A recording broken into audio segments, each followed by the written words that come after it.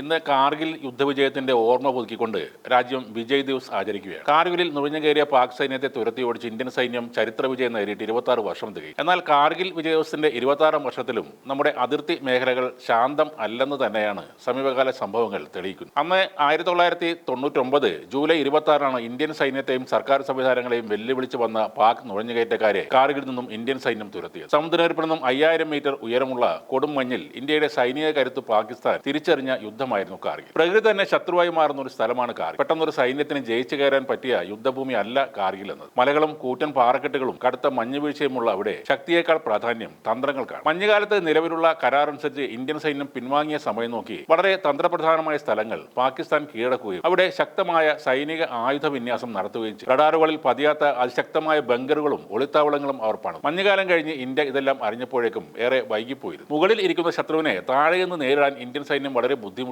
6 Indian സൈനികൻ ഒരു പാക് സൈനികൻ എന്ന നിലയിൽ അവിടെ ജീവനുകൾ നഷ്ടപ്പെട്ടു തുടങ്ങി. ഇന്ത്യക്ക് കനത്ത തിരിച്ചടിയായിരുന്നു. ശക്തമായ പാകിസ്ഥാൻ ബങ്കറുകൾ ഭേദിക്കാൻ ഇന്ത്യൻ വ്യോമസേനയുടെ മിഗ് വിമാനങ്ങൾക്ക് കഴിയാതെ വന്നു. കാരണം 18000 അടി ഉയരത്തിലിരിക്കുന്ന ശത്രുവിനെ ആക്രമിക്കാൻ ഈ വിമാനം പറക്കേണ്ടത് 20000 അടിക്കും മേലെയാണ്. അത്രയും ഉയരത്തിൽ പറക്കുമ്പോൾ വിമാനത്തിന്റെ കൃത്യതയും ക്ഷമതയും 30% വരെ കുറയും. കൂടാതെ മിസൈലുകൾ ലക്ഷ്യത്തിൽ എത്തിക്കാൻ സാധിക്കാതെ വന്നതും ഇന്ത്യൻ സൈന്യത്തെ വളരെ കുഴപ്പത്തിലായി. എഞ്ചിൻ ക്ഷമതയിൽ കാര്യമായ കുറവ് വന്ന സമയത്ത് ഇന്ത്യൻ മിഗ് വിമാനങ്ങളെ പാകിസ്ഥാൻ സ്റ്റിംഗർ മിസൈലുകൾ ആക്രമിക്കാനും തുടങ്ങി. ശത്രുവിന്റെ പൊസിഷൻ മനസ്സിലാക്കാൻ ഇന്ത്യ ഉപയോഗിക്കുന്ന കാൻബറ വിമാനങ്ങൾ പാകിസ്ഥാൻ വെടിവെച്ചു. ഇന്ത്യയുടെ ആയുധ ശേഖരത്തിൽ വലിയ കുറവ് വരാൻ തുടങ്ങി. അമേരിക്ക പാകിസ്ഥാന് രഹസ്യമായി സഹായം നൽകിയിരുന്നത് കൊണ്ട് ഇന്ത്യയുടെ ആയുധത്തിനായുള്ള ഓർഡറുകൾ പല രാജ്യങ്ങളും സമയത്തിന് കൊടുത്തതുമില്ല. ശത്രുവിനെ ലൊക്കേറ്റ് ചെയ്യാൻ സാധിക്കാതെ വന്ന ഇന്ത്യൻ സൈന്യം ആ സാങ്കേതിക വിദ്യക്ക് വേണ്ടി അമേരിക്കയുടെ GPS സാറ്റലൈറ്റ് സേവനം ആവശ്യപ്പെട്ടു. എന്നാൽ അമേരിക്ക അതും കൊടുത്തില്ല. ആ സമയത്താണ് കാർഗിലിൽ യുദ്ധമുഖത്തേക്ക് ഇസ്രയേൽ കടന്നു വരുന്നത്. ഇസ്രയേലിൽ ഭരണമാറ്റം നടക്കുമ്പോഴാണ് കാർഗിൽ യുദ്ധം ഉണ്ടാകുന്നത്. ഇന്ത്യൻ പ്രധാനമന്ത്രി വാജ്പേയിയുടെ സഹായ ആവശ്യം എത്തുന്നത് ചുമതല ഒഴിഞ്ഞു പോകുന്ന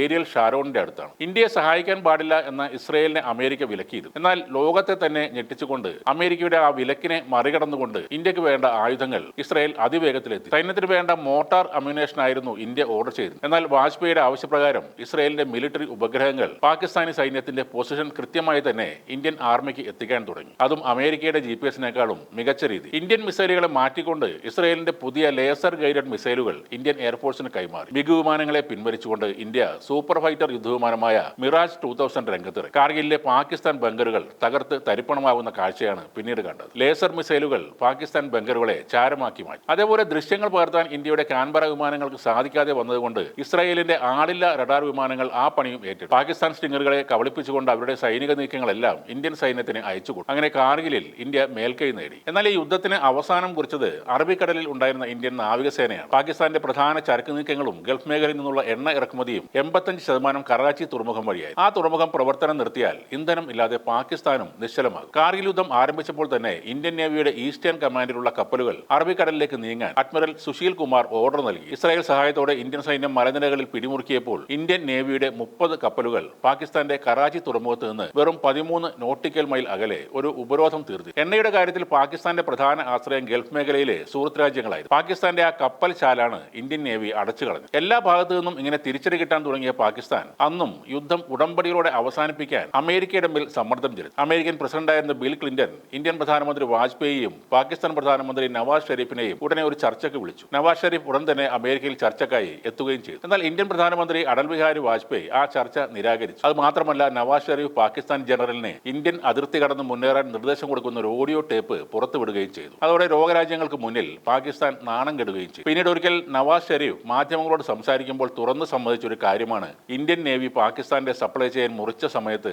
പാകിസ്ഥാന്റെ കൈവശം 6 ദിവസത്തേക്കുള്ള എണ്ണ മാത്രമാണ് ഉണ്ടായിരുന്നത് എന്ന്. യുദ്ധമുഖത്ത് നിന്ന് പാകിസ്ഥാൻ തോറ്റ് പിന്മാറാൻ കാരണമായത് ഇസ്രായേലിന്റെ തക്ക സമയത്തെ സഹായവും ഇന്ത്യൻ നാവികസേനയുടെ നിർണായക നീക്കവുമാണ്. അന്ന് നമുക്ക് ഇല്ലാതിരുന്ന GPS സാങ്കേതിക വിദ്യ ഇപ്പോൾ നമുക്കുണ്ട്. അമേരിക്കയുടെ സഹായമില്ലാതെ തന്നെ ISRO അത് നേടിയെടുത്തു. ഇപ്പോൾ പാകിസ്ഥാന്റെയും ചൈനയുടെയും തന്ത്രപ്രധാനമായ അതിർത്തി മേഖല അടക്കമുള്ള ഭാഗങ്ങൾ വളരെ അടുത്ത് നിന്ന് തന്നെ നമുക്ക് കാണാൻ സാധിക്കും. പൊതുവെ ശാന്തനും സൗമ്യനുമായിരുന്ന അടൽ ബിഹാരി വാജ്പേയി എന്ന ഇന്ത്യൻ പ്രധാനമന്ത്രിയുടെ നിശ്ചയദാർഢ്യവും ഓർമ്മപ്പെടുത്തുന്ന ഒന്നാണ് ഇന്ന് നമ്മൾ ആഘോഷിക്കുന്ന വിജയ് ദിവസ്.